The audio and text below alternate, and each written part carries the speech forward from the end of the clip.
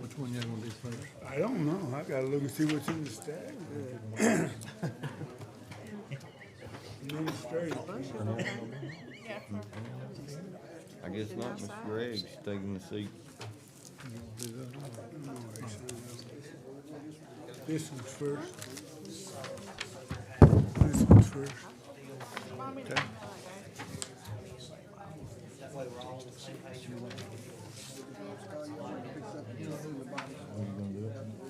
And then a special meeting and then committee meetings. This one and this one. That's where she has it. I'm gonna come back and know I can't get it. Big. Get to see me from the front instead of the side. How are you, Mr. Burrell? And it's his meeting. Who's he? Whenever you ready, Jimmy. Whenever you ready. Oh, am I gonna get this? Administrative committee? Mm-hmm. All right. Sure. All right, we'll call the administrative committee meeting to order. Mr. Latham will lead us in a prayer, and I'll lead us in a pledge, if everybody will. Dear Lord, thank you for allowing us to be here today, and thank you for this day, and also please be with us as we make decisions for the parish and its citizens. In your name we pray, amen. Amen. Amen. Follow me in the pledge. I pledge allegiance to the flag of the United States of America and to the republic for which it stands, one nation, under God, indivisible, with liberty and justice for all.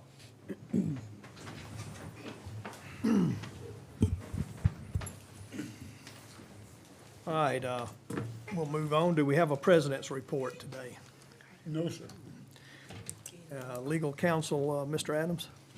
We're gonna, get into that in administrative items number 1. There's, been communication that I've had today with the counsel for the purchaser of the property out at the airport, and I don't have any follow-up that progress made yet, but we're still working on it. On the right of first refusal and the corrective deed. The Tanmar product. Correct. Property. All right. All right, we have a call for additions and deletions.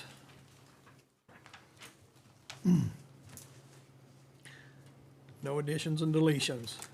Guest and public comments. I'd like to say something. Yes, sir, come forward.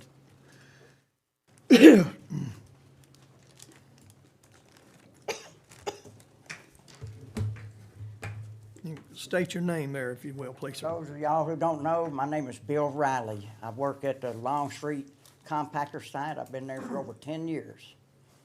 And I'm here today, to oppose the adoption of new compactor site schedules. Y'all already took away our holiday pay, and now y'all want to cut some working hours of those that are already part-time.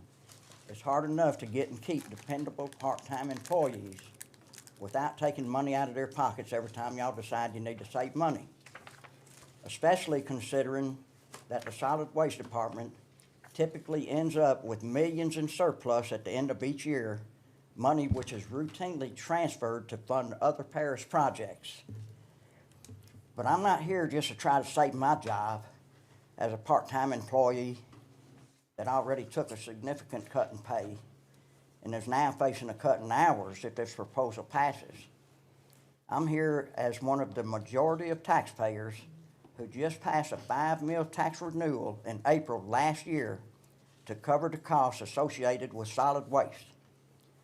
This proposal, if passed, would be cutting service hours available to the very people that are covering the costs to keep this service available with hours that were tailored to meet the needs and convenience of the residents in each specific area.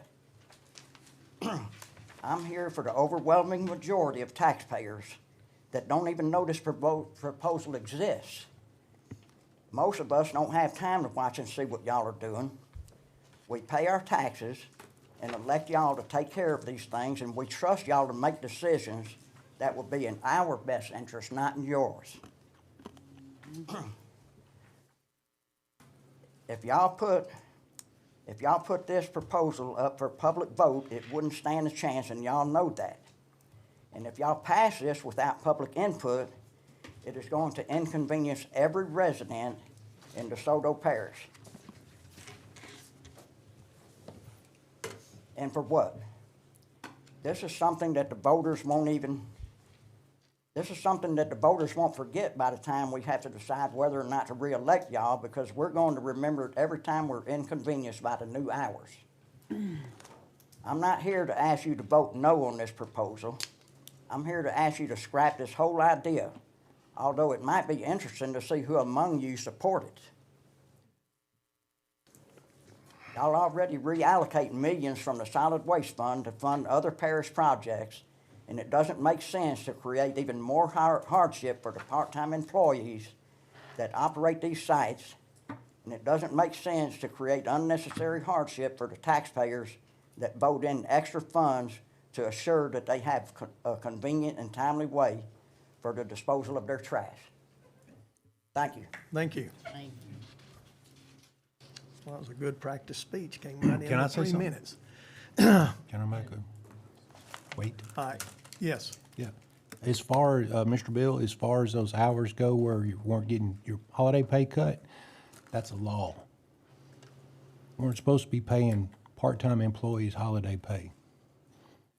Supposed to be paying us? Not, it's against the law to pay.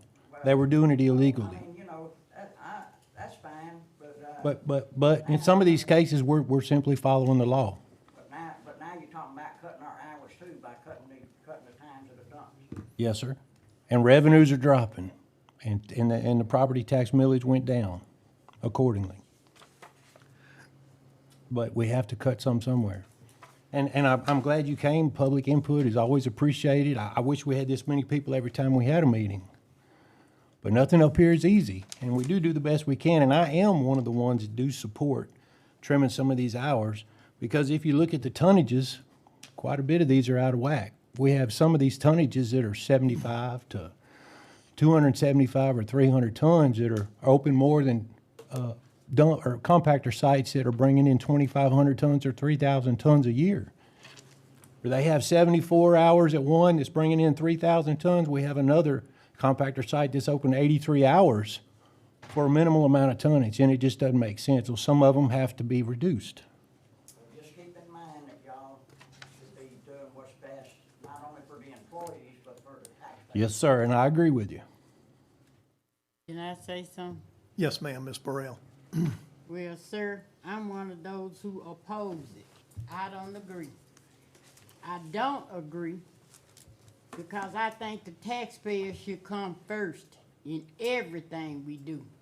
You all are our bosses. You my boss.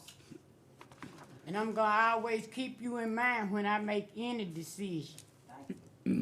Now, in April, y'all passed the tax, and they had all kind. I was against that. I didn't really, honestly, I was against y'all passing the tax because I knew this was coming.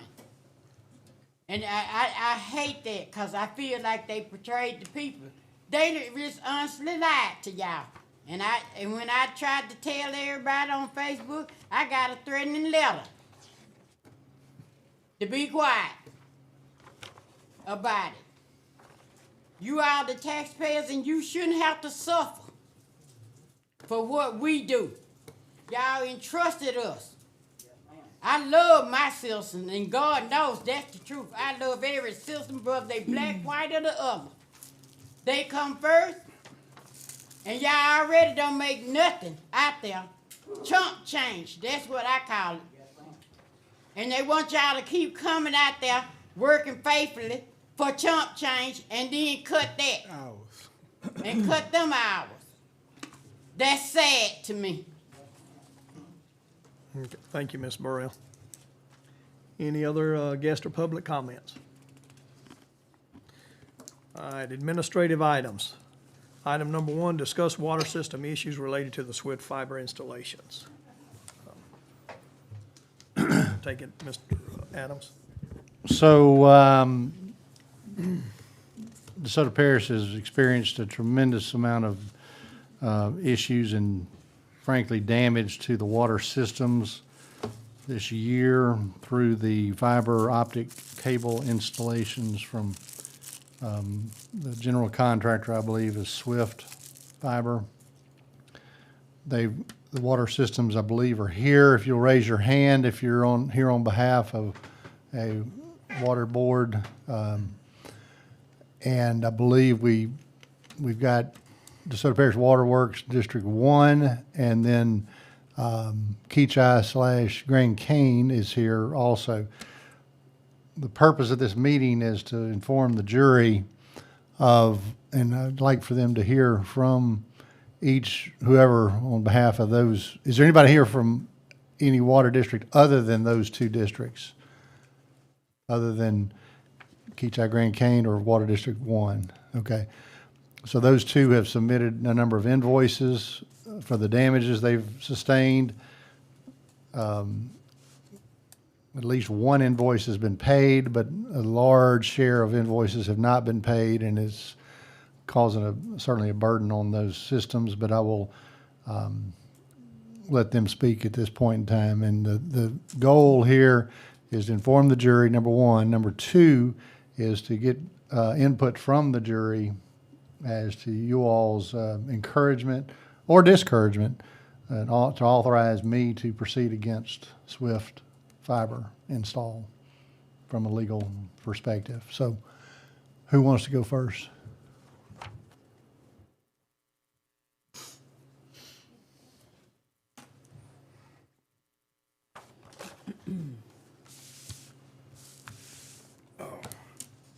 My name is David Riles, Administrator for DeSoto Waterworks District Number 1.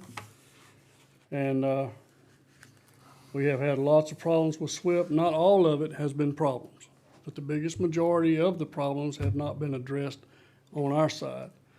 Number one is the expense of what it's cost the district, our water system, for everything that we've had to do for the last 5.5 months. For the last 5.5 months, we've lost 2 employees with the waterworks system that we really can't afford to lose. We don't have that many folks to be able to afford that. But with the 811 tickets that have been coming in daily, just an abundance of them, we can't even keep up with 2 employees, trying to keep everything marked and done up. We've totaled up the expense and very conservatively at the expense of 2 hands, a truck, and all this for 5.5 months, plus the locates that we have to pay for, and everything totals up to almost $68,000 expense that we can't really afford right now, and we didn't intend to have. We also have 2 outstanding invoices and for 2 major leaks. One of them was on our 12-inch main that circles the whole parish. It's 120 miles of pipe. And this was marked. I've got evidence of marked. Everything else, the line was marked dead on. They still hit it, and it cost us a tune of $3,186. I've got pictures and proof of all of that. And then we had another leak down in Benson that cost $17,000 and a little over that. And we've not been reimbursed for that. These are several months old. This was back 5/7/2025. And they've not wanted to do anything about it. The guy showed up the other day and said, let me see some pictures. Well, I wasn't in the office right at that particular second, so he left. But we do have pictures of all of it. We've got proof. This was a 16-inch main that they bored into beside the railroad track on down in Benson. And they've not done anything. It's on the corner of 171 and Highway 512. They put the whole south and east side of the system out of water. So these things have been addressed, but not by fiber.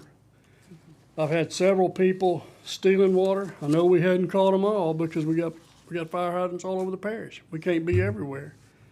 I caught one just last week stealing right across the road from the airport at the mobile home park. Explain to the jury when you say people stealing water.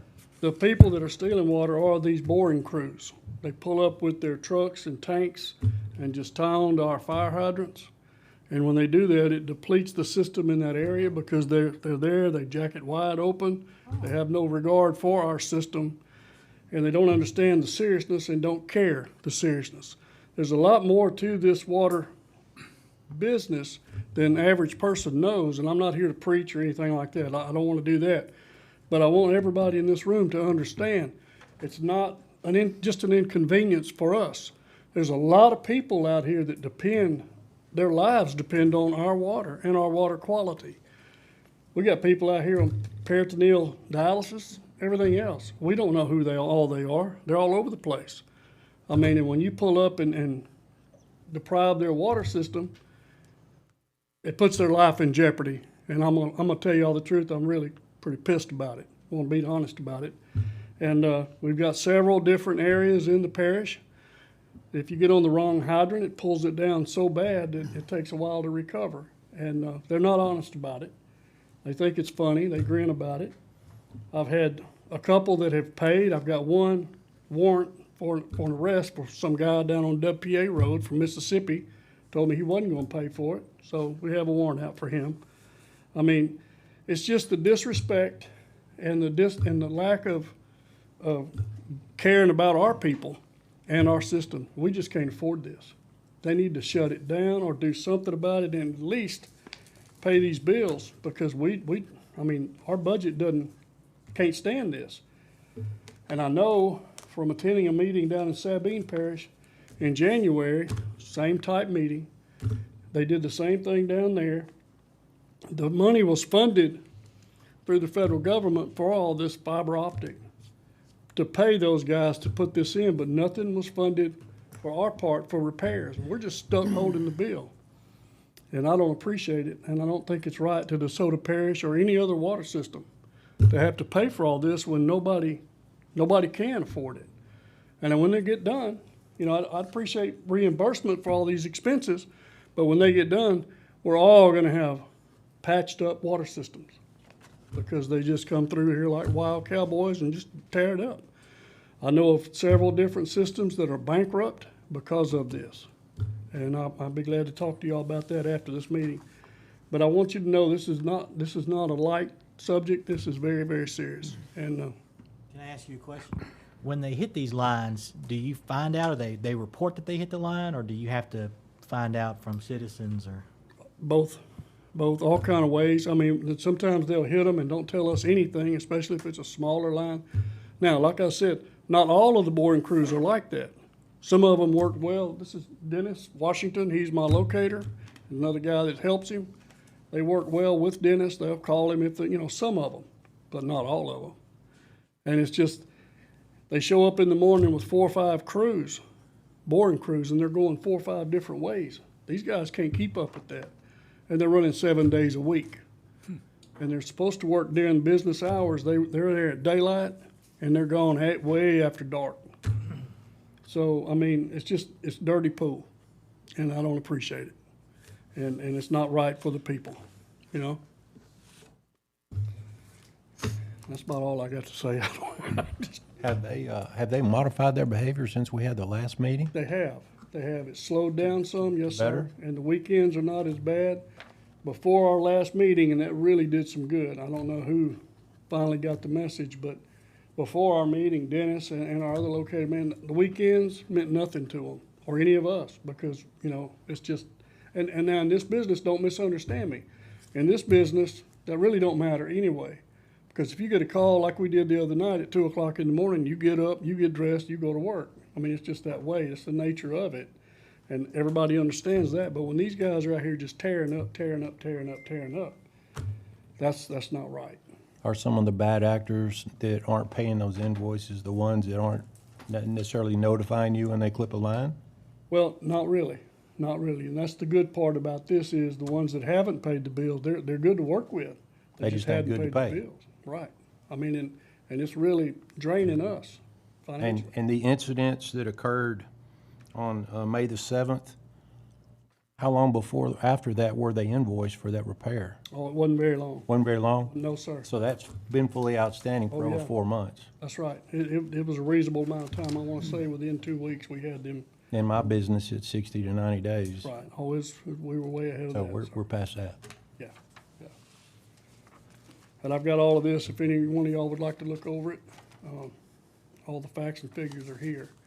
So, but anyway, that's all I got. Anything you guys can do to help us, we really appreciate it, and, thank y'all.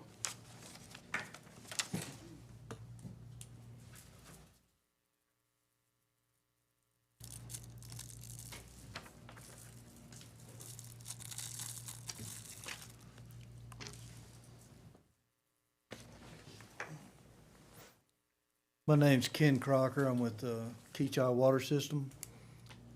There's not much that I can say that David didn't already say. They did the same thing throughout our system.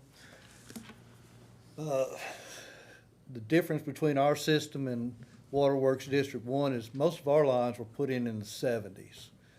So there's no locator wire. We just, if you know where they're at, that's where you can find them.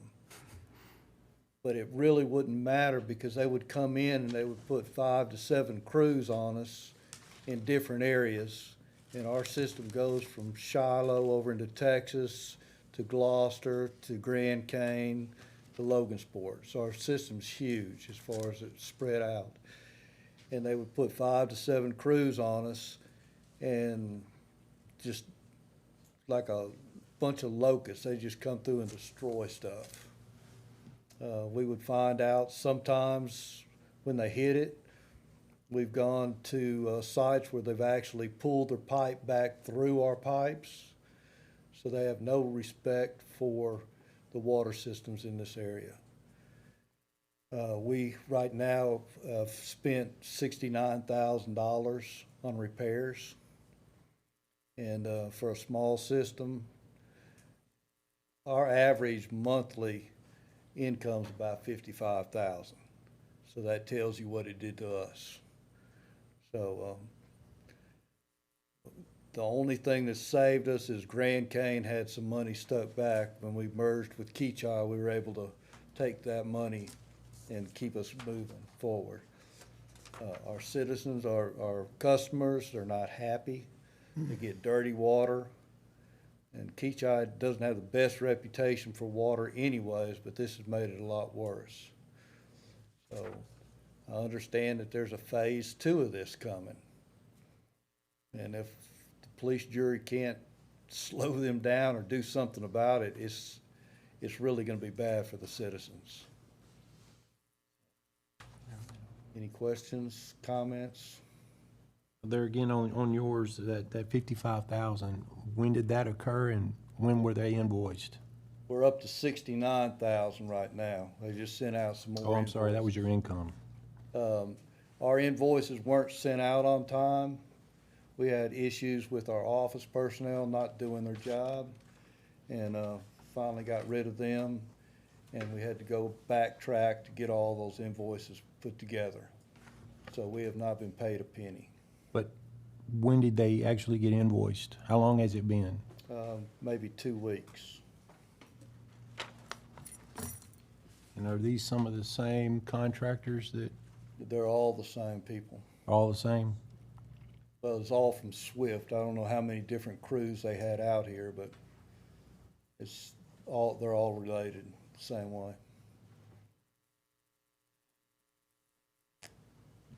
But I'm just kind of like David, you know, if we don't have any control about what they put in, by golly, they should send us some money down to fix what they tear up. It's just ridiculous. Yes, sir. Boil advisory going on? We have a voluntary boil advisory still in Keachai until all the crews have left. They were cutting us at least once a day, sometimes twice a day. And anytime you're cut, you have to put out a boil advisory. So we have a voluntary boil advisory, and it'll stay in effect until they leave.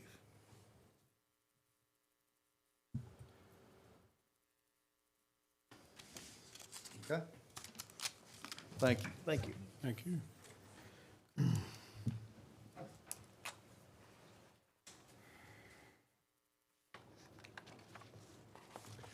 Does Keachai have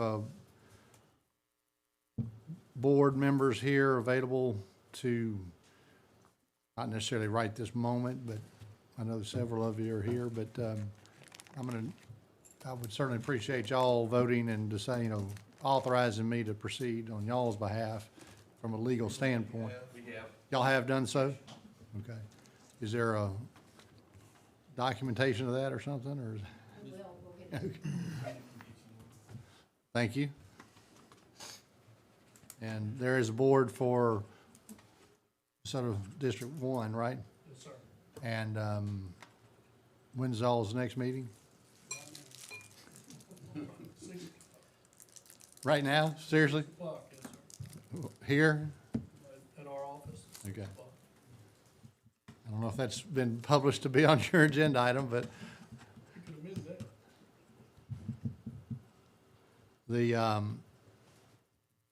I have been in communication with, and I know Mr. Norton has also been in communication with Vineeth Iyengar, I believe that's how you pronounce his name, for the state broadband head of the state's endeavor, I'll call it. Louisiana Connect, I think it's what it's referred to. And he indicates that there's supposed to be additional public funds from different sources that may be out there to compensate water districts, and not just us, not just DeSoto Parish, but it's, and I've been in communication with SWIFT and have tried to impress upon them the need for them just to pay their bills for the damage they have done. The additional expense might be a separate item, right? But nonetheless, he asked for, I think it's day after tomorrow is his agreed upon deadline with me to, but they're still going to be playing that game of, well, they weren't properly marked or they weren't sufficiently marked, and we may be having to do some of that gaming, I'll call it. But nonetheless, I'm trying to avoid that. But they informed me they were going to cease on their own behalf drilling, boring, and digging.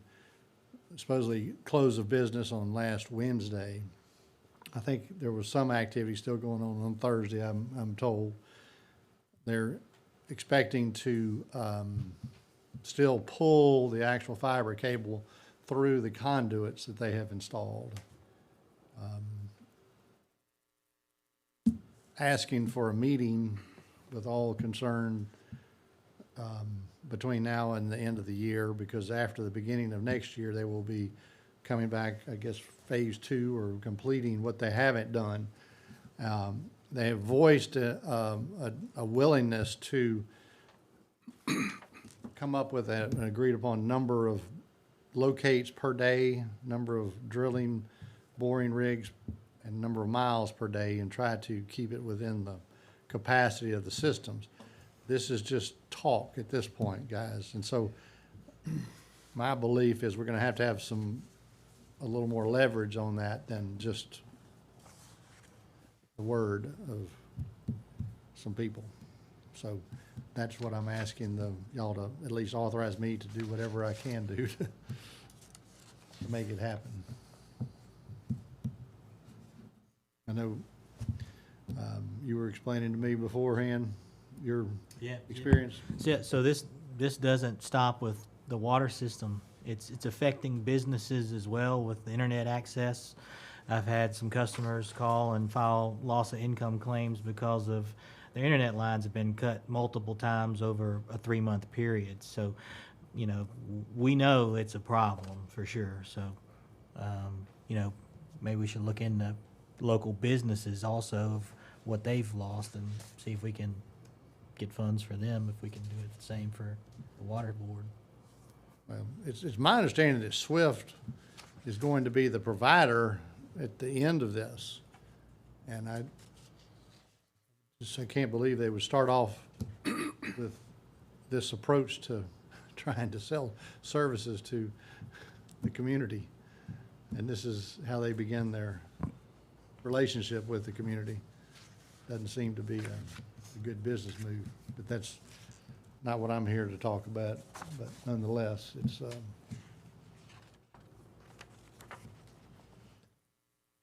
anything else? Anybody else have any questions? Yeah, we got, Who hired these people, the state or the parish? This is federal government.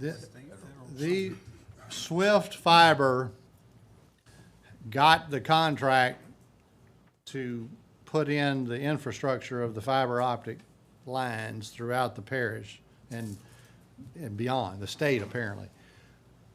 They are receiving funds through, supposedly Louisiana's got $1.3 billion assigned for this. Swift then subcontracts the actual boring machines and the companies that come, they're coming from Missouri, they're coming from all over the country. Y'all would know more, David, where all these people are coming from, and Kenneth, you would know too. But it's, there's a language barrier with most of these crews. And, I mean, anecdotally, at the end of my driveway, AT&T marked the line and they dug right on top of the line. And, I mean, the phone lines are less important now than water lines are. You can live without phones, you can't live without water. And so all that being said, the crews do not seem to care what's marked or what, or what's there. And I'll come up and ask a question. yes, well, it's Mr. Jimmy here. Yeah. I'm Jack Burford. I live in Gloucester, Louisiana. Been a resident here at DeSoto Parish all my life. Were these companies bonded to come into the parish to work? Were they under bond, any type of bond? Mr. Norton, are you aware of that? I'm not aware. I asked that question, Mr. Jack, when we had the original meeting. What was the They answer? didn't give one. Didn't know. Okay. I'm speaking of years gone by, 30 years ago, when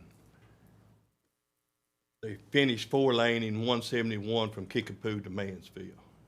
I was involved with a couple of different companies that lost a lot of money because of instances just like we're having now. These people from out of state coming here doing this work, they're gonna leave y'all holding an empty bucket because there's no one here to make them pay. I'm sorry, Charlie. You know it. That's all I got to say. Well, the leverage we have is, if they still have work remaining, is to intercede. That's the only leverage. He's right. If they do the work and leave, how are we gonna force them to pay, or at least meet us in the middle? And one of the other things I would ask the water boards to do to come up with the best explanation that y'all can for how do y'all define a successful conclusion to this. It's difficult for me to define the quote-unquote win on this. So I'm open to your recommendations. Best thing I think they could do best thing I think they could do is slow down. Slow down, let us catch our breath, pay up some of these bills, and let's work together. We're not against them to start out with, at all. We wanna work with them. By golly, we're tired of being bullied, and that's the way we feel. I own some property down on Walker Road. I was driving through there one day checking a line, and they were up in my property, boring. And I stopped and asked him, what are you doing up in here? Well, the man told me that we could do this. He couldn't barely speak English. I said, you can't, get out of here. So I made him get off my property. But I mean, that's the kind of thing it is. It's just, and this is not personal for me, not to that point. But what I want y'all to understand is, if they would work with us, we'd be happy to work with them when we can. Yeah, yeah, I mean, but it's, you know, don't run over us, and that's what's been going on. Did they make the parish aware that they were even gonna be working within the parish? Or did they just show up one day and go to work? Mr. Norton, Yes, sir. did boring crews make you aware that they were coming to start boring when they began? Yeah, we had a meeting. They came to the jury, made a presentation to the jury that they were gonna be here. I had a meeting with them, with water districts at that time, and they intended, they said, we are coming, we are gonna be here, we will work with your districts. Basically, they gave us a report in that meeting that they gave y'all the report, at that particular time, so. I guess, Michael, did they tell you like on a specific date, we're fixing to start in DeSoto Parish, or just? No, they did not give us specific dates, but they did give us like KMZ files, where they're gonna be located. They were supposed to coordinate with our road department to determine if they're gonna be boring underneath any of our roads, because they need to obtain a permit for that. But, I mean, we have the KMZ files, and they recently sent me more files for the future work that is to be done. For the benefit of everybody, KMZ file means what? That's those files that you use when you upload them to Google Maps. It'll give you an overlay of where they're working, where they've been working, where they intend to go work. Yes, sir. Can the police jury require them to bond any work on their right-of-ways? I believe that, To cover our expenses in the future? So it leaves us out for the state. I believe we probably could do that, but it's to determine what's, that's a legal question. I'd say, can we require them to bond? Because the jury has tacit dedication. This goes back to some bigger issues that we have. If we have tacit dedication, can we legally keep someone out of certain right-of-ways if we don't own the property and we're only there for like certain, I mean, we have ordinance that governs how deep utilities can go and whatnot, and when you're crossing underneath us, you're not supposed to be boring. And those ordinances were covered with SWIFT in that meeting. We gave them copies of them. You have to be, I believe, at least 6 feet below the low point, right, 5 foot below the lowest point of the ditch line. They were given all that information, so, yes. No way to audit it though, is there? No? Not without them providing us all that information.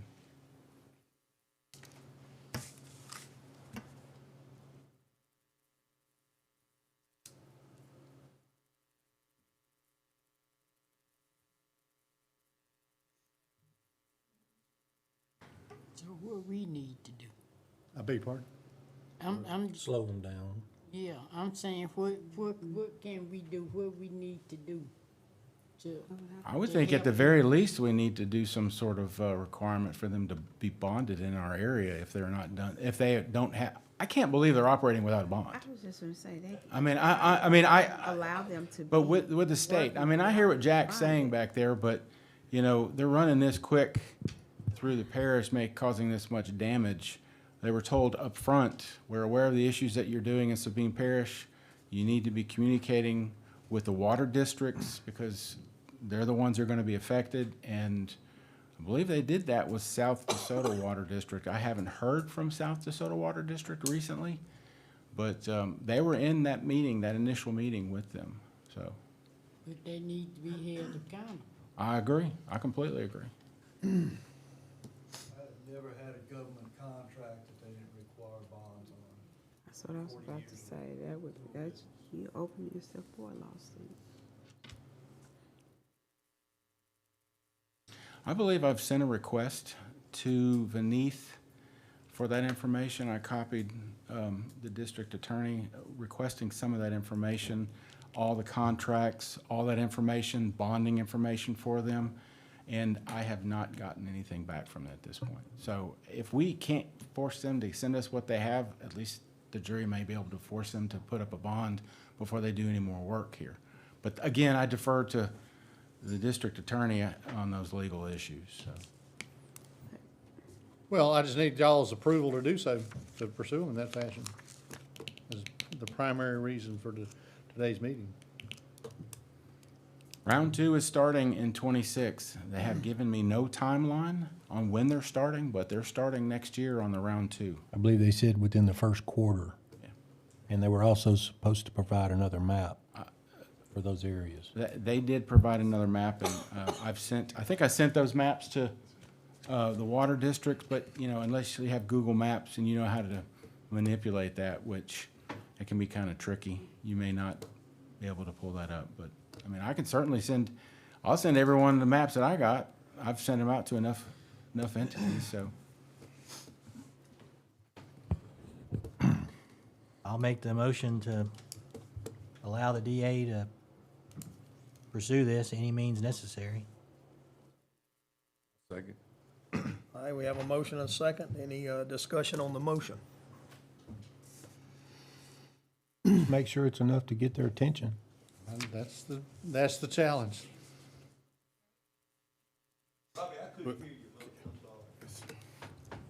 I said I'd make the motion for the DA to pursue funds by any means necessary.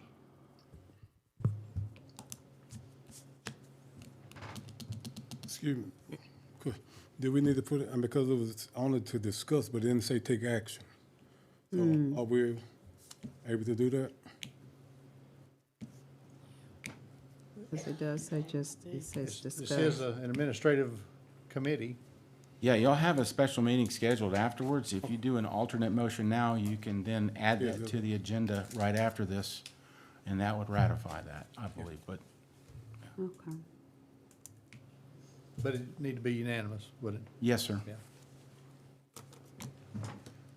All right, any more discussion? No more discussion? Y'all gonna change your motion to, for the next meeting? No, we gotta No. pass it right now. Pass So it we into just do it committee and after. then we'll go to the Do it. full jury here shortly. Fine. We'll add it to that agenda. All right, we'll vote by roll call vote. Beg your pardon. Ms. Burrell? Aye. Aye. Aye. Aye. Aye. Aye. All right, motion passes. All right, item number 2, discuss and adopt the new compactor site schedules.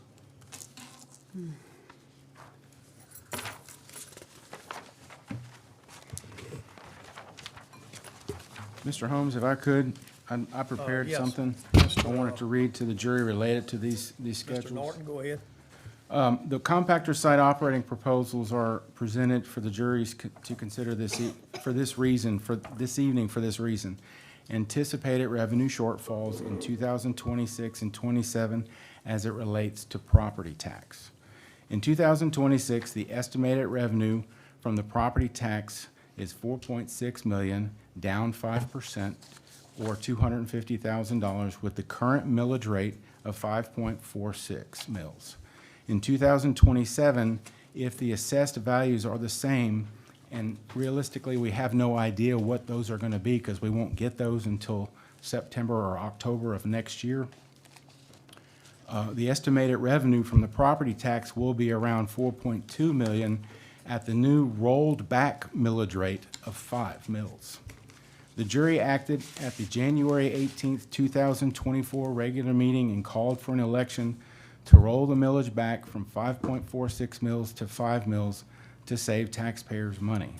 This passed favorably in April of 2024. The excess funds the jury receives each year, and let me be clear about this, excess funds are not tax revenues. Excess funds are tipping fees. Those excess funds go towards projects that the jury has been addressing: roads, capital equipment purchases, construction of new waste management cells, and most importantly, the construction of the new $26 million detention facility that by law the jury is required to construct and maintain.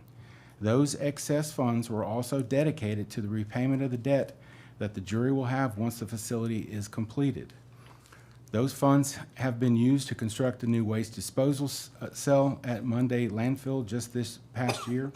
Those excess funds are currently being used to purchase new equipment, to replace much older, outdated equipment. Those funds also, and I ask, how do y'all utilize those excess funds in a smart, efficient, and taxpayer-friendly way so as not to overburden the constituents? you make sensible adjustments to the budget, and that includes the budget of the compactor sites. The proposal for you to, that you have before you are options the jury can choose to exercise or not. They can be discussed and built according to what you, the jury, desire. If you do nothing, then the status quo will continue. If you decide to make some minor changes to the operating hours of these compactor sites, then you can save taxpayers some money and further utilize those excess funds, again, tipping fees. Then you can, for critical infrastructure improvements like road work, the detention facility, and any other project the police may be legally obligated to provide. It is important to note that the schedules you have before you are based wholly on the overwhelming majority of the juries requesting some uniformity in the compactor site schedules. I provided for you at the bottom of each page, if you look at that, a little bit of extra data to consider when making the changes to the schedules. Based upon tons generated each year by each compactor site, the number of truck trips per year by compactor site, the average tons hauled per truck trip, and finally, the total number of truck trips per site split between the open tops and the compactors. The changes that the jury adopts tonight, if you choose to do so, will not go into effect until January 1st of 2026 at the earliest. It could be later if we have some unforeseen issues like signage reproduction or delay in adopting new schedules. If you look at your schedules, you will notice that the sections highlighted in red are those sites that produce more than 400 tons per garbage per year. So I wanted to give you all a little information about what's been talked about the jury having a bunch of excess funds. No tax dollars are being used from solid waste. We have a budget, and you're gonna see in the solid waste budget, you have a certain amount for the operations at the landfill, and you have a certain amount for the operations of the compactor sites. The taxes that we have right now cover most, if not all, projected, cover the operations at the landfill. Excesses are used to pay for what's remaining and for capital improvements and for transfers and things that the jury has been voting to do for the past number of years. So I'll entertain any questions from me related to those schedules. Yes, sir. Go ahead, Ms. Burrell. Like you say, it's tipping fees. It doesn't matter to me whether it's tipping fees or tax. It all belong to the people of this parish. That's what I'm saying. And they shouldn't have to suffer for decisions we make. I mean, like you saying about the jail. Did we ask the people, do y'all want to pay for a new jail? Nope. We overrode them. We overlooked them. We did, y'all voted to do what you wanted to do. You didn't involve the people. Okay, so now we're here. Now the new jail got to be paid for. And whether you doing it by tipping fees or the taxes passed, it still got to be paid for. So you want to cut the stuff that's good for the people in order to, what you're doing is robbing Peter to pay Paul. And y'all, we lead the people out. We getting too far away from what the people want, what the people need, what's best for our people. We have, y'all, we getting too far away. I agree with the man that spoke. We getting too far away from that. We leaving these people out, and I don't like it at all. Cause they should come first. That's who we work for. That's our bosses. And for some reason we get confused who bosses who. Cause some of our employees get confused about we they bosses.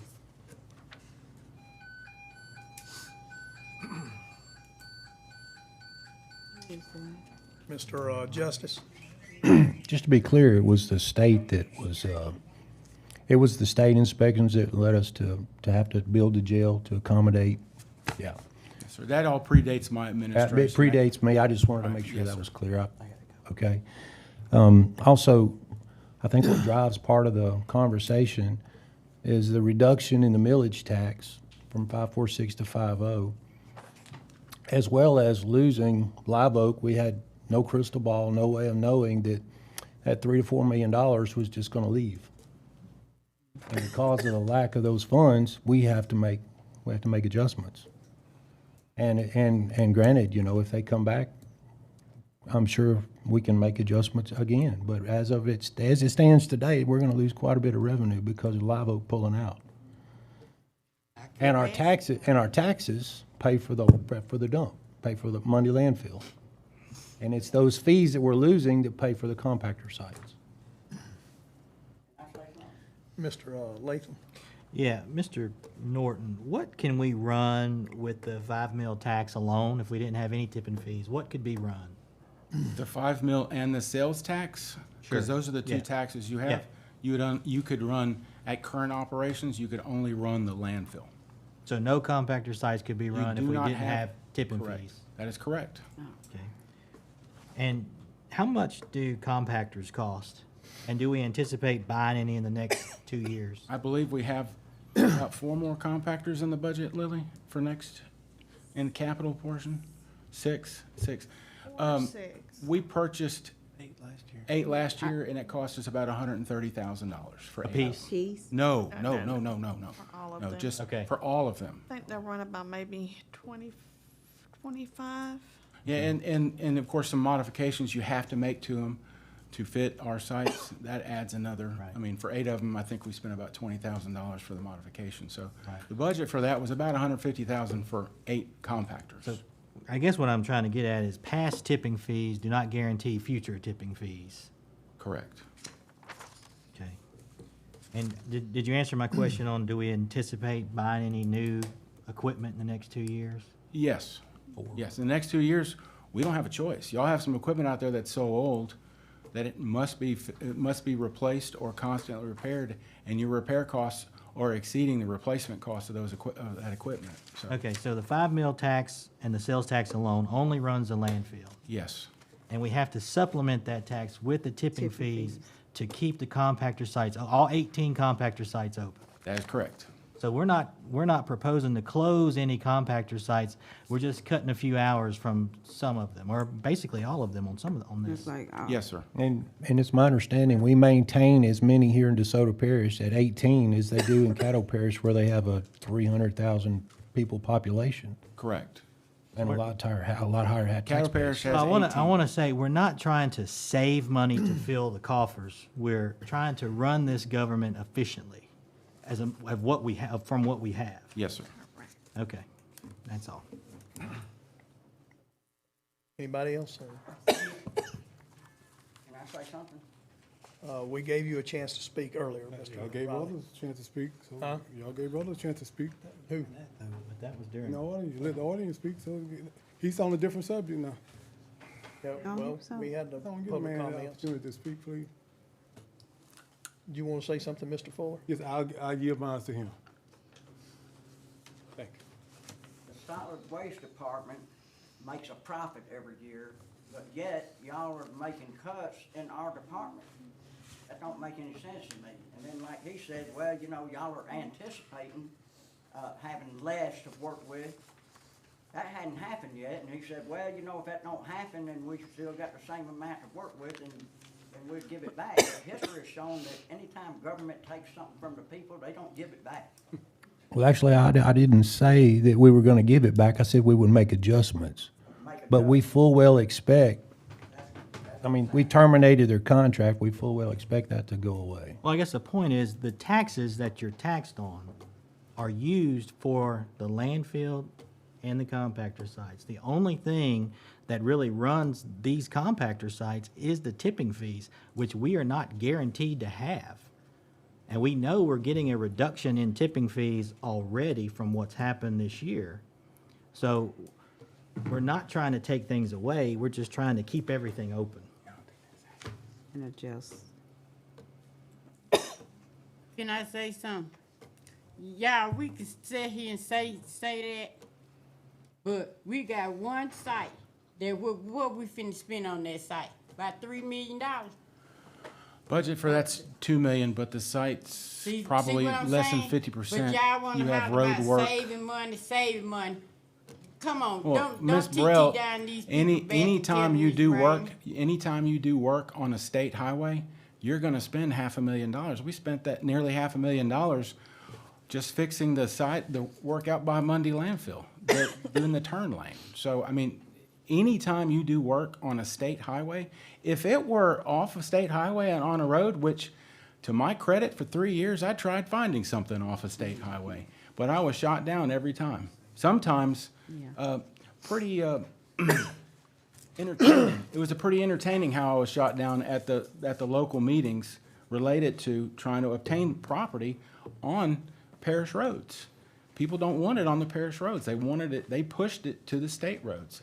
I went to where the state roads are. So, to be fair, that compactor site that we're building up there is no different than any other compactor site that we have built. It's just a little bit bigger to accommodate a lot more garbage that's collected up It there. costs a lot more money.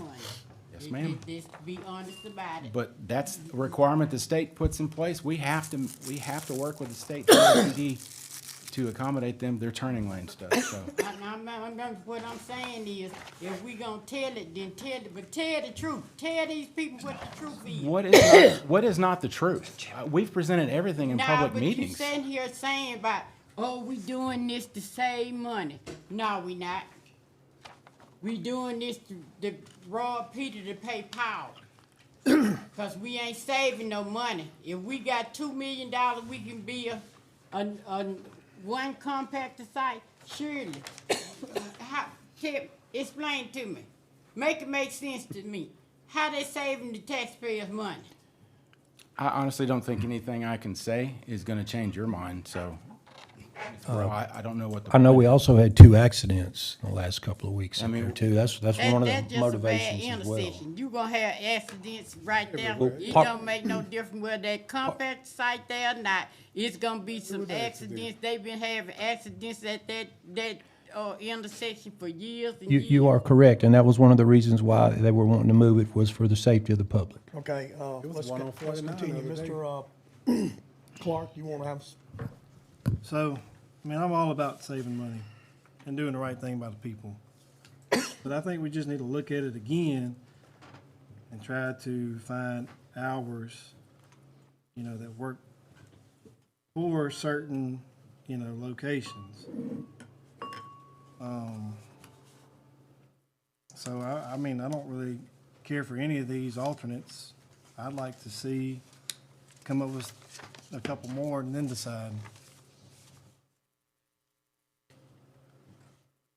okay? I have a question. Okay, So Ms. Simpson. looking at the alternate schedules, so the ones that are not bringing in as much tonnage or the amount of garbage, those are the ones that I'm looking at, or set at Monday, Wednesdays, and Fridays, closed on Sundays.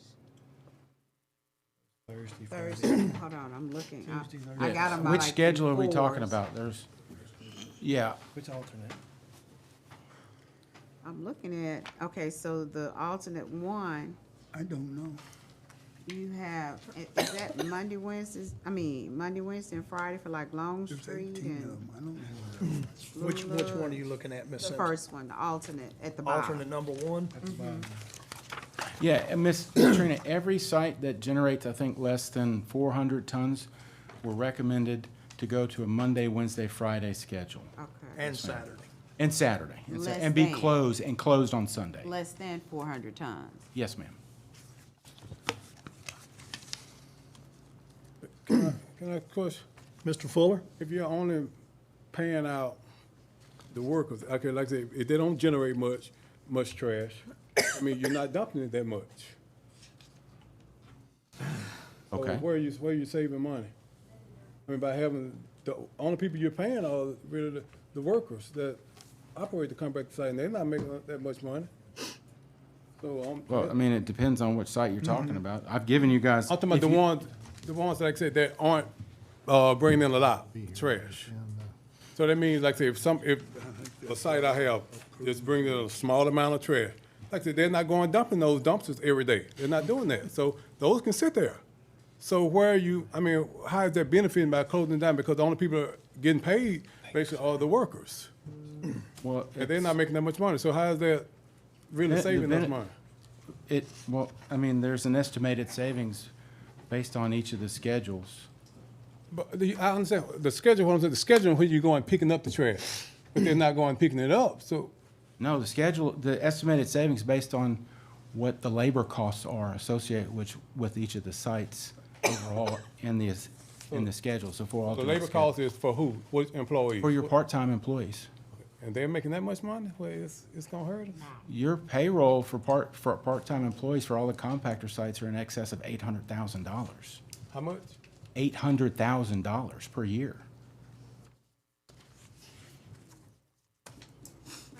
$800,000. Well, 775, I don't have the exact figure off the top of my head, but actually you do. Annual compactor payroll is 75204. That's in each of the schedules.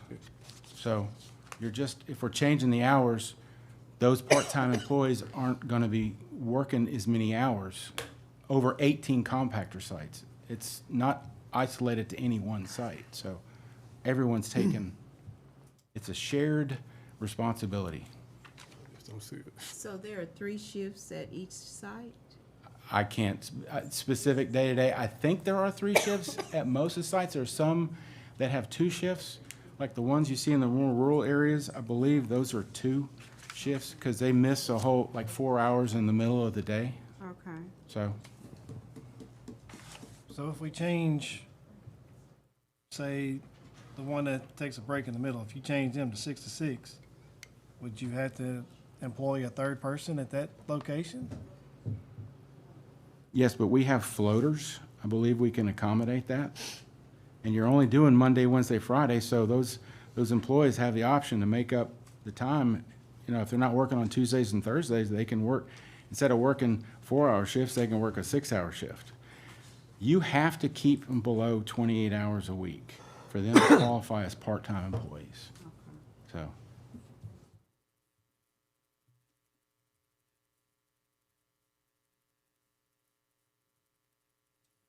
Any more discussion? Anybody want to make a motion on whether to accept one of these or not?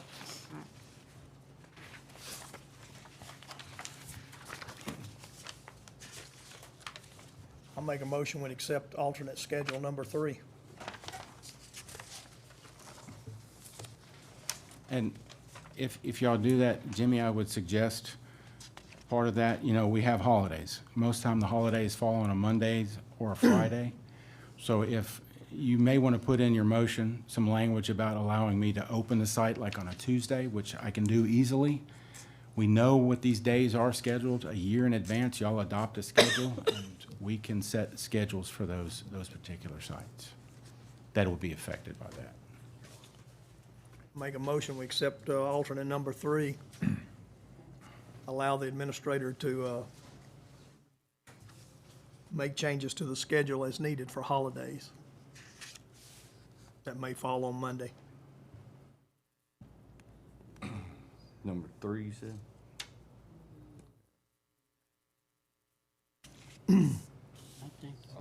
I wouldn't limit it to just Mondays, Jimmy. I would say just holidays in general, because Just you'll have a holidays, holiday yeah. I guess on a it could Wednesday. fall on a Wednesday or Friday, couldn't it? Right. Also, let's see here, that schedule is the one that has the least amount of cuts. Yeah. It'll also put all schedules, all compactor sites will go to work at same time, and they'll all close at the same time. So everything will be uniform. And I want to add, on that alternate 3, it also adds hours to a couple of compactor sites. Linwood, I think, is one of them. So it doesn't take from everybody. It's like, just like Mr. Latham said, it's more of an efficient use of the money that it costs to do it, to provide the service. All right, well, we need a second. I did. Okay, Yeah. we have a motion and a second. Any discussion on the alternate number 3? Yes. Yes, ma'am.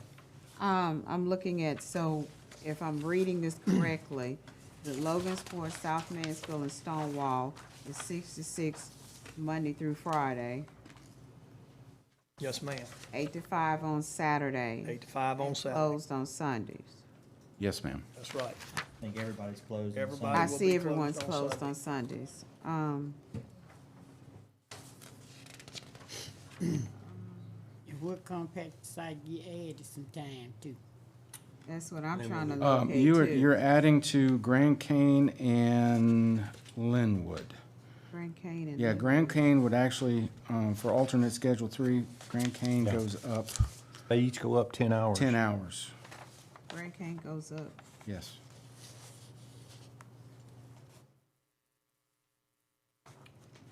Okay, so they're going to increase 10 hours. Mm-hmm. Okay, because their current schedule, they weren't open. They were only open on what, Tuesdays and Fridays? Their schedule was Tuesday through Friday and Okay. Saturday and Sunday. 4-hour break for lunch. Right. And then they were closed on Mondays.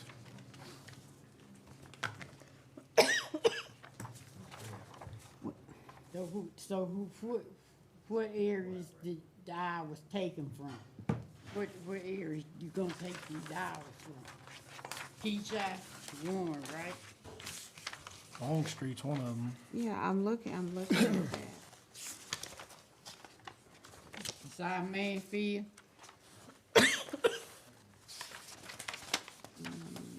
Just an hour.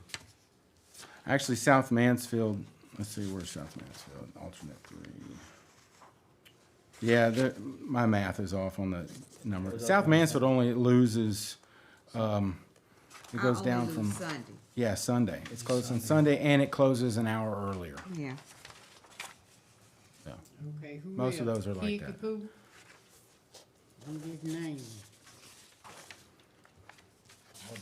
Kickapoo's the same way as South, Kickapoo, Linwood, Grand Cane, Frierson, Logansport, South Mansfield, and Stonewall all have the exact same schedule. It's based on tonnages. Everything over 400 Okay, so tons, that they have the leaves exact who same else? schedule. Pelican, Oxford, I'm sorry, what's the question? She's saying the others that leave, the other ones losing hours. Those are 6 to 6 on alternate Schedule 3. They're open from 6 to 6, Monday, Wednesday, Friday, and all day Saturday, and closed on Sundays. so they lose some hours, right? The 2 days they're closed. Yes, ma'am. Tuesday and Thursday. They lose approximately 9 hours, each of those, a week.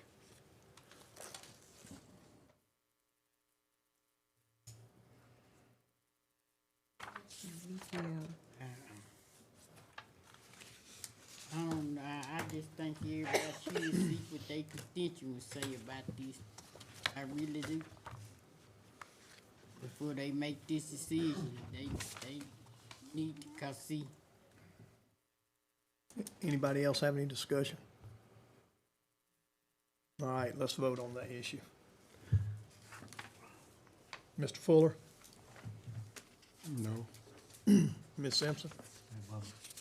Oh, Bubba? No. Ms. Simpson? No. Mr. Latham?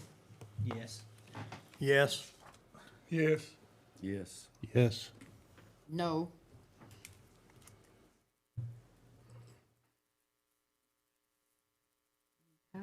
It passed. All right, do I have a motion to adjourn? So move. Have a motion, second? Second, all in favor? Ah. Aye. I'll call the special meeting to order. Move down to item D, any guest or public comment?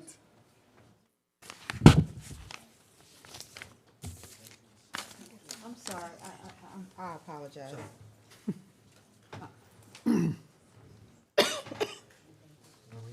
Special meeting.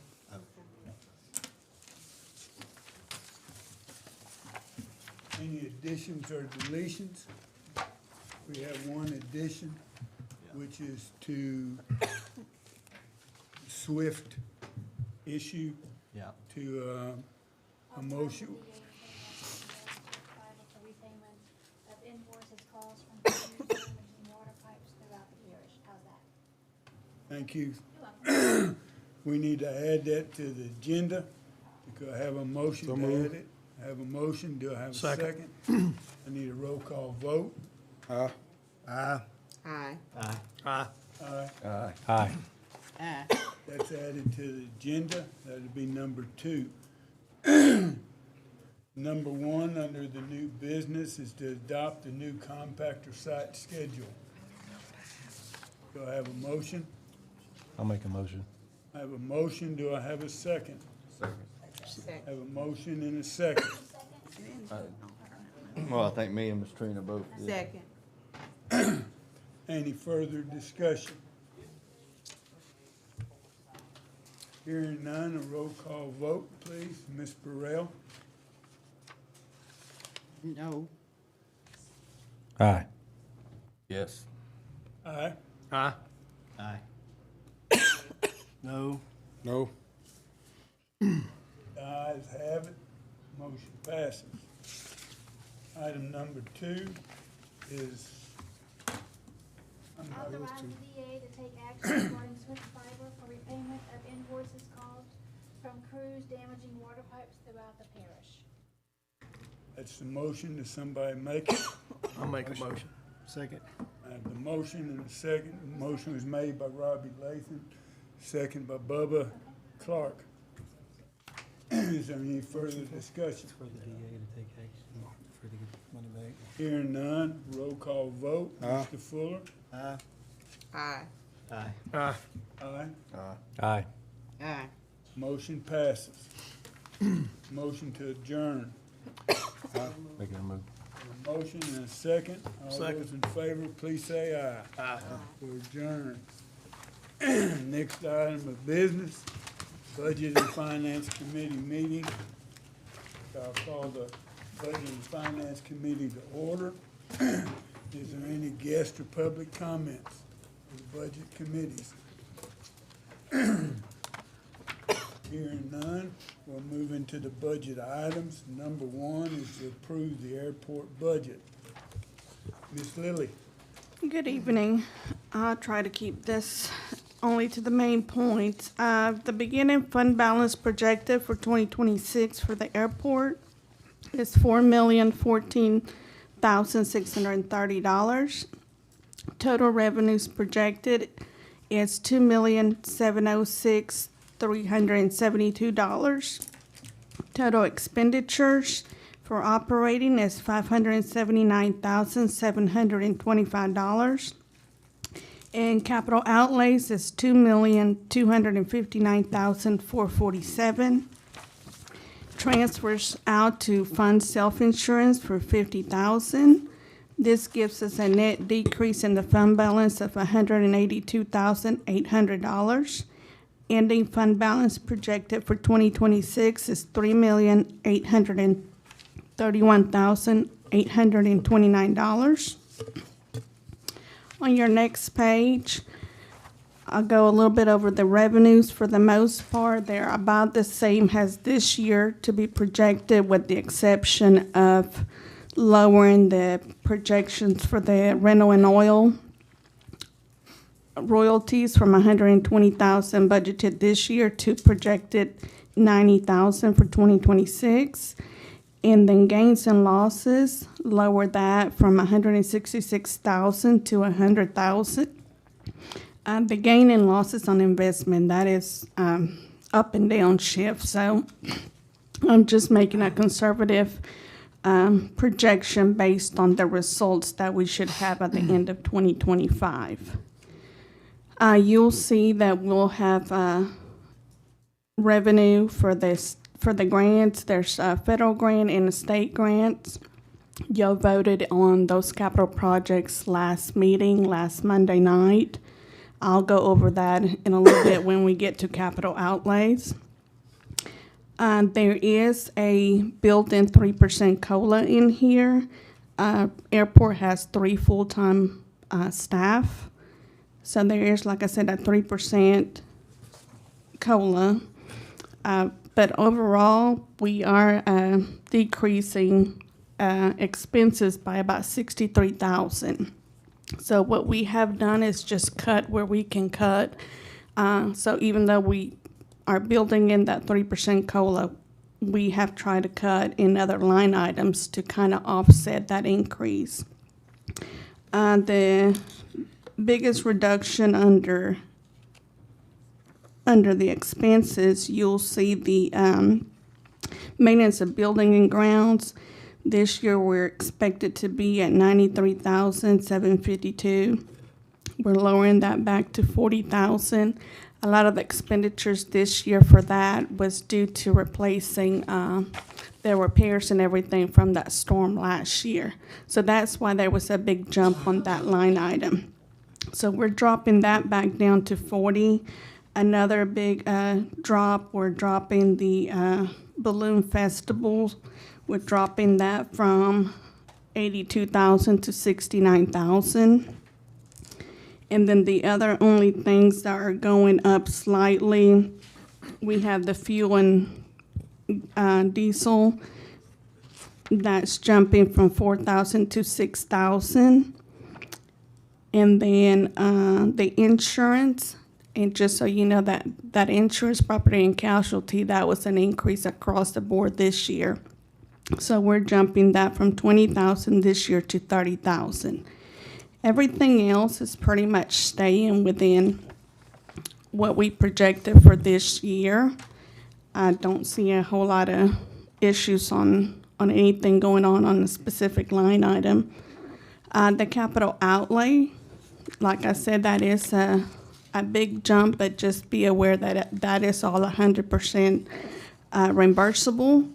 We are asking for a zero-turn mower. That's 18,500. You can see that on the request for the budget on that. That's the only thing that the airport will be paying as far as out of their fund. All the major projects are all reimbursable by state and federal grants. That zero-turn mower, it is for the inmate crews that come and do the mowing around the airport. That's what that's for. One of the major construction is the taxi lane and hangars. That's projected to be 1.5 million.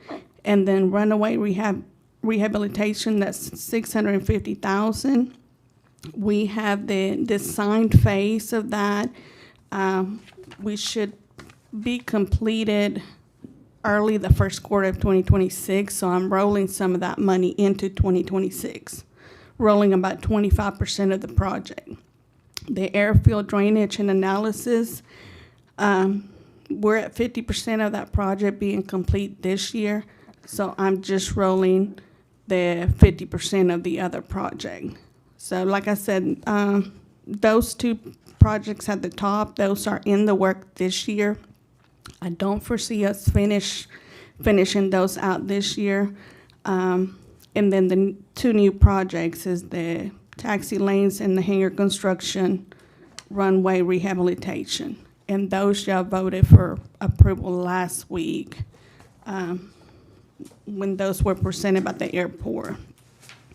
Does anybody have any questions on a specific line item or anything else on that before we moved? Yes, Ms. Rena? I have a question, just the cobalt, the zero turn. So would this particular piece of machinery just stay on property there? Yes, So ma'am. they have to have their own? And I know Yes, ma'am. We provide the equipment for the sheriff's crews. Like, I know the maintenance department, we provide those lawnmowers that they carry. Some of the trailers are ours too. So I know I talked to Jackie, and she will keep that machine at her place. I guess, so the question I'm asking is that we don't already have a piece of equipment like this already? I can answer it. Okay. We do have the motor, it's just that it's down, we're down. Okay, While we're because, yeah, I'm like, okay. Yeah, this is- well, basically replacing Right. the Kubota that we currently have because it's down, so. Okay, okay. Are we getting any trade-in value on that? Because you can trade them in. It'll have to be surplus be and put in an surplus. auction. Oh. Yeah, we'll okay. do that. Okay. Okay. The same crews, excuse me, the same crews that mow the airport, mow the, other properties that we have? Yes, sir. And they can carry the mowers that they have out there with them? Well, this one is dedicated for the airport to use at the airport, and when the inmates come out there, they utilize that equipment. And it's gonna be brought out of their funds, so Correct. it can be, okay. Yeah, we have to Okay. use it at the airport. Okay. Now, the lineman out there also does additional work sometimes, Jimmy, as needed when the sheriff's crews can't get to it. So, again, they split that between the airport and The compactor sites. compactor So sites. compactor sites take a majority of the work. They're handling 18 of them.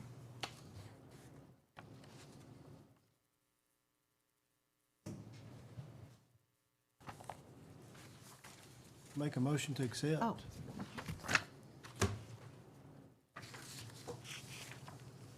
I have a motion to accept the budget for the airport. Do I have a second? Second. I have a second from Mr. Fuller. Any further discussion? Those in favor, Richard? Aye.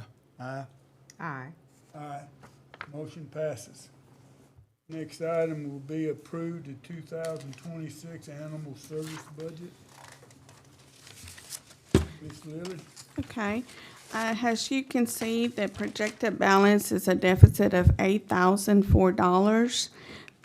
For the beginning of 2026, projected revenues for 2026 are at $38,500. Total expenditures for operating is projected to be at $688,728. There's no capital outlay. And there's a transfer in proposal from the general fund in the amount of $662,000. This will give us a net increase of $11,772, with the ending fund balance projected to be at $3,768.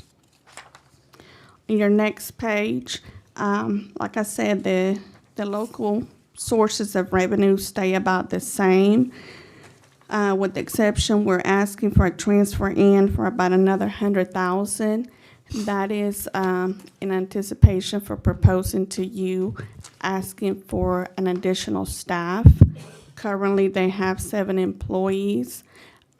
Ms. Barbie got it approved last week when y'all created that position, and it's for ACO Kennel Tech 2. Yes.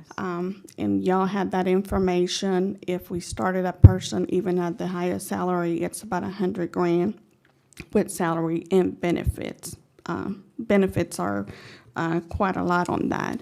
And then I want to just make you aware that it is $100,000, more that we're asking to transfer from the general fund in comparison to last year was $562. But last year we had a grant for about $100,000 that she got medication for. So that's why that offset it's there. Okay. Other than that, the salaries are projected, if this includes y'all funding the extra position, giving her, that person, and the 3% COLA. So that is included in there. We did, like I said, try to make cuts where we can. Some of the cuts in here is the utilities. We're dropping that from $29,500 to $25,000. Ms. Barbie is one of those that's very resourceful and tries to save every penny that she can. So she does watch everything on that. Maintenance of equipment is another line item that we're bringing down from $9,000 to $6,500. If you recall, Last year, we upped that because of the incinerator. She has to have a yearly preventative maintenance inspection. She went ahead and started shopping around. She found another company that does that for about $1,500 a year instead of, we pay $9,000 this year. Wow. So she's currently seeking out their savings that we're able to do. Now, the budget is set at $6,500 for that, just in case there is other breakdowns in the department.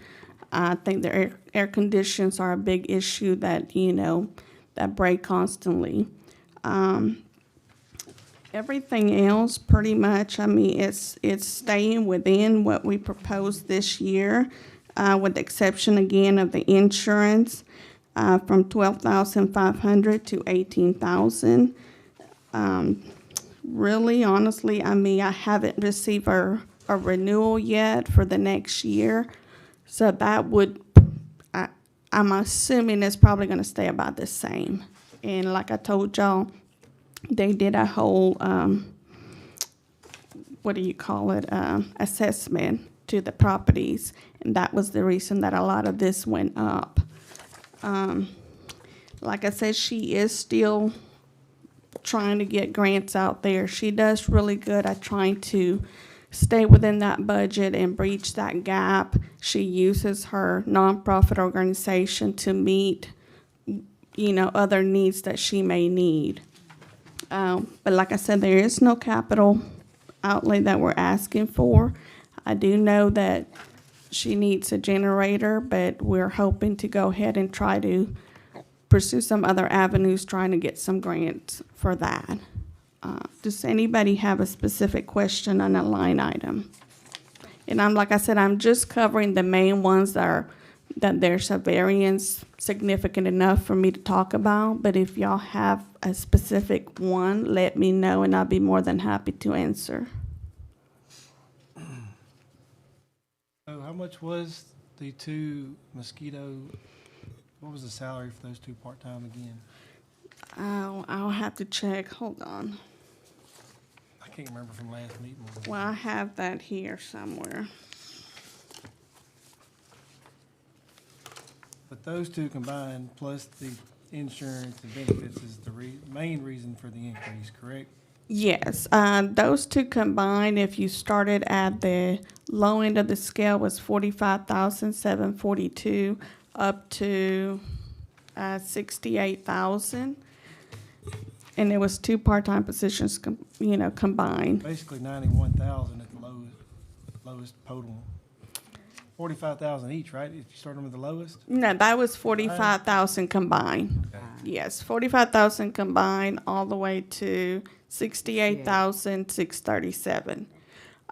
What makes up this position with benefits and everything, it starts at 73,000 all the way to 96,000. You have to remember those part-times, they don't have the benefits. And I have to budget based on assuming that whomever we hire is gonna come in here and get the insurance and get the family insurance. That may not happen. They may just get insurance for themselves, but it's an unknown until that person is hired.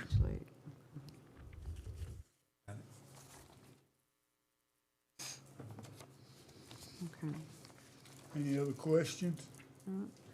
Make a motion to approve. Have a motion to approve the budget. Do I have a second? Second. I have a second. Is there any other discussion? And we'll get to vote. I vote yes. Ms. Katrina? Aye. Yes. Yes. Yes. Motion passes.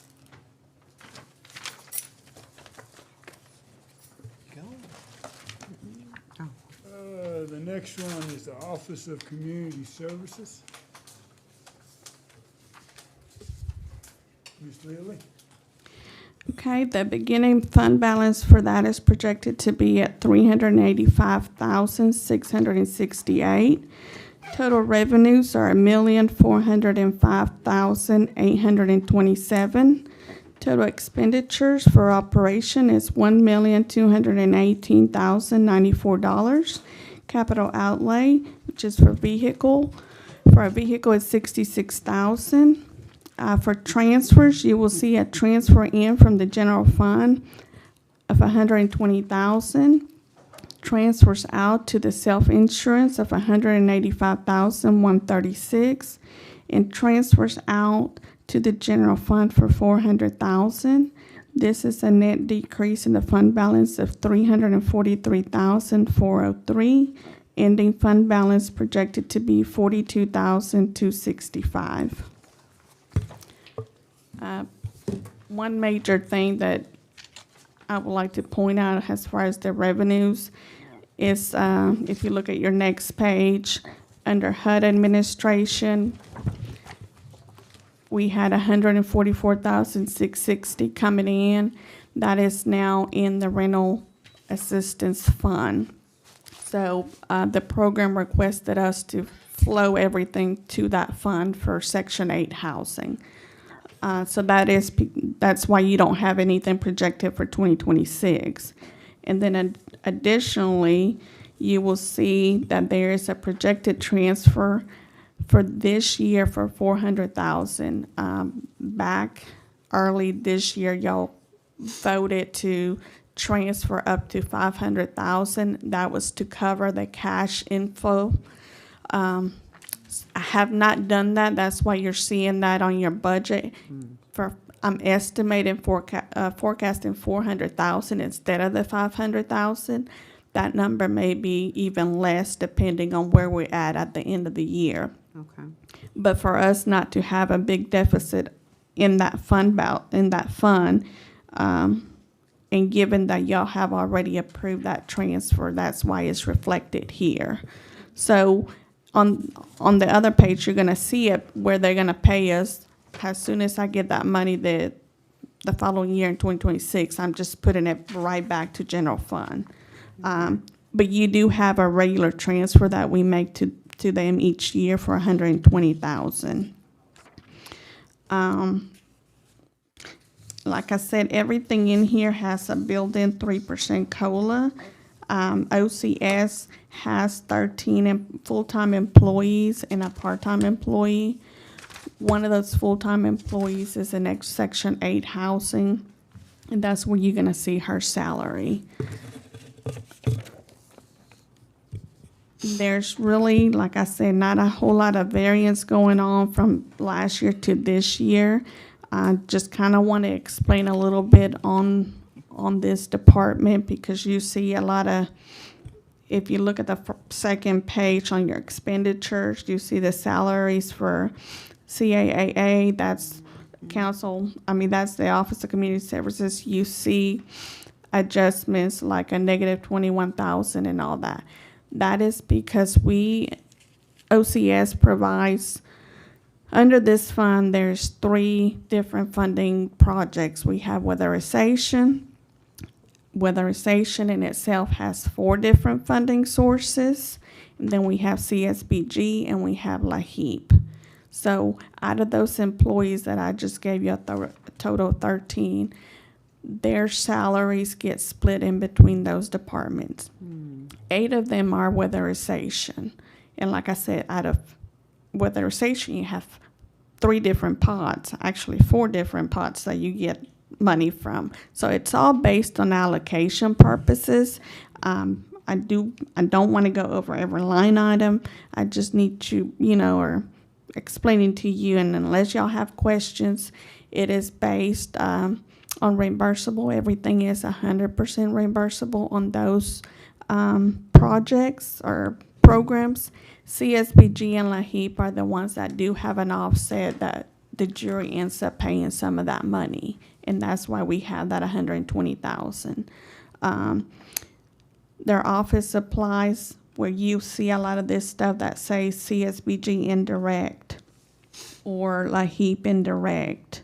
Anything that says indirect, those are utilities, office expense, janitorial supplies. All of those get split between programs by an allocation based on square footage of the building where they reside. And then everything else, like I said, it's salaries and their benefits. And then if you see CSBG, direct expenses, those are payables to customers for assistance through paying their utilities or their, that type of situation. Weatherization is bringing up their houses up to weatherizing. All those salaries are coded specifically to a housing unit. So until I know what housing unit that is, then I'll go ahead and put it towards those funding sources accordingly. So like I said, I'm not gonna go over everything. Everything's pretty much staying about the same for next year unless you have a specific question. Capital outlay, you'll notice we had $66,000 budgeted for this year. I don't think we're gonna purchase that vehicle anytime before the end of the year, so we're just rolling that to the next year. And I think we have until 2027 with that money allocated that we can spend it. And that's not costing us nothing, because that's a grant. Correct. Yes, that is paid with weatherization funds. And like I said, right now, the biggest issue is the state has had some personnel changes, just like we have had personnel changes. So pretty much at this point, they owe us for reimbursable from May until now, but we haven't submit that information to them yet. And that's why I said, I do have to make that $400,000 transfer. But then once 2026 starts, it's going right back out. I just got to be able to have that cash flow in, by the end of the year to where when the auditors get here, there's not a deficit of that. And it's just a matter of getting that money back. But like I said, with changes, not just in our office, there's some at the state too. You had personnel that had been there, for a long, long time that has retired, has moved. So you got all new people, and it's different softwares too. So it's kind of getting us to a point where hopefully next year we can start moving accordingly again. Any questions on that from anybody? Y'all good with all of it? No questions? Could I have a motion to accept the budget? Motion. Second. A motion and a second by Bubba. Any further discussion? Aye. Aye. Aye. Motion passes. Now we'll move on to approve the rental assistance budget. Okay, and this is all this fund is Section 8 housing. Your projected beginning balance is $37,186. Total revenues projected to be $1,006,636, with total expenditures to be $995,689, with a transfer out to cover the self-insurance of $22,727. A net decrease in the fund balance of $11,780. Ending fund balance projected to be at $25,406.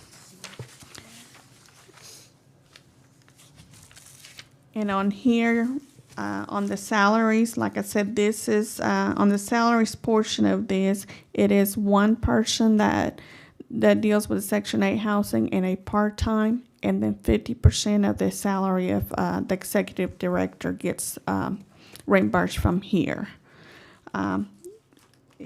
In the revenue portion, we just covered this on the OCS, but I do want you to see on the Section 8 general administration that $144,660 that last year was budgeted under OCS.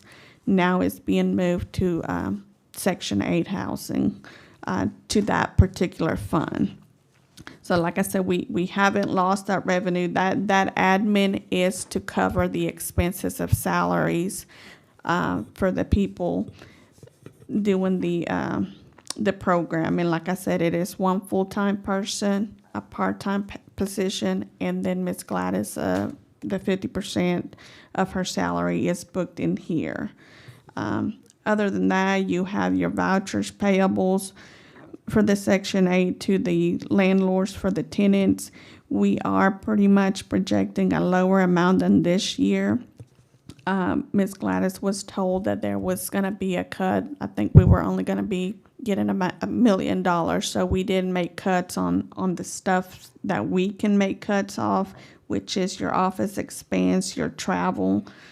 We dropped the office expense from $29,500 this year to $15,000.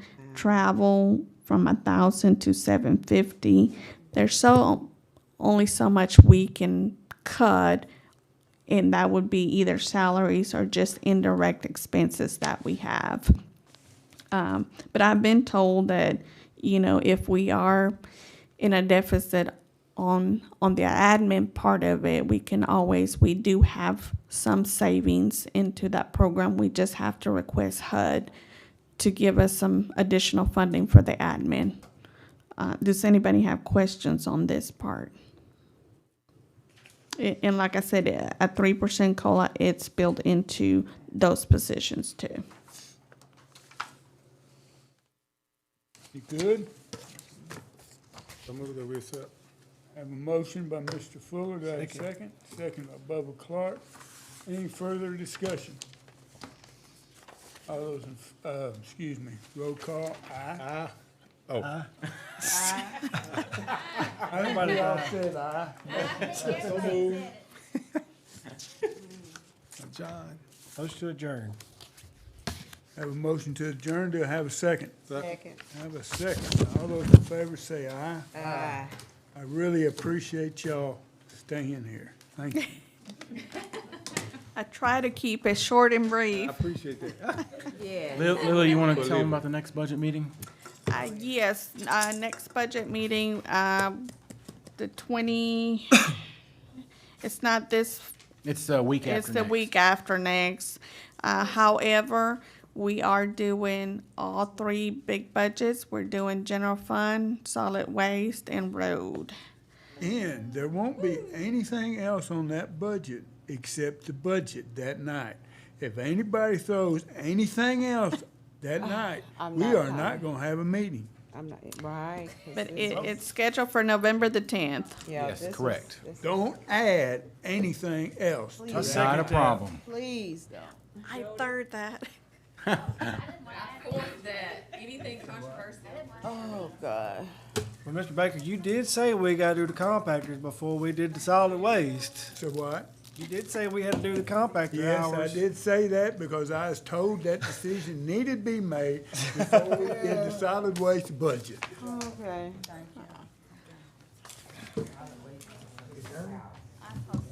We are adjourned? We adjourned? We're adjourned, yes, ma'am. You may go home. Sorry, 'cause I'm just walking on out. This,